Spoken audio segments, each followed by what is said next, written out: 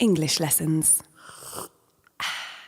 Today's mini English lesson is about how to form questions in English. I'm going to give you a simple formula that works for almost any question with almost any verb. There is one main verb that doesn't work with this formula. I'll tell you what it is at the end of the video, but your challenge is to try and think of it before we get to the end. So, the formula I have for you today is an acronym called QWASM. That's QWASM. It stands for question word, auxiliary, subject, main verb.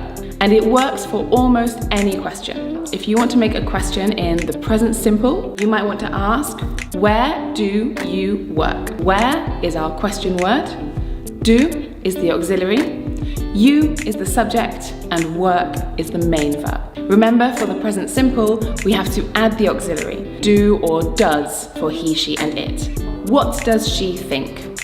What, question word, does, auxiliary, she, subject, and think, main verb. If you want to make a question in the present continuous, you already have the auxiliary, which is am, is, or are. What is he talking about? What, question word, is auxiliary, he, subject, talking, main verb. Then when we make questions in the past simple, we need to add the auxiliary again, and this time it's did, and it's the same for every subject. So, what did I say? What did you want? We can also make questions like this in the past continuous. Like in the present continuous, we have the auxiliary, it's was or were. What was I thinking? It works as well for questions in the present perfect. For example, how much money have you spent? And it works in the future, like, when will we meet again? If you want to make a question with a modal verb, you just have to replace the auxiliary with a modal.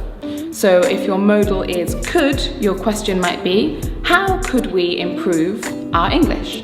There are some exceptions to this rule.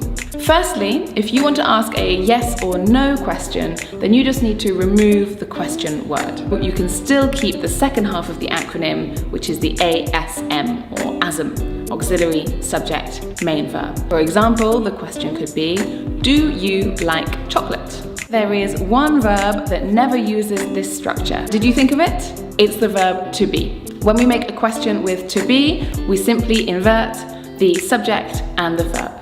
So the statement, I am hungry, becomes the question, am I hungry? And the answer is always yes. Now you have everything that you need to go out there and make perfect questions in English, and all you have to do is get out there and practice. So I have a question for you. What are you waiting for? Bye!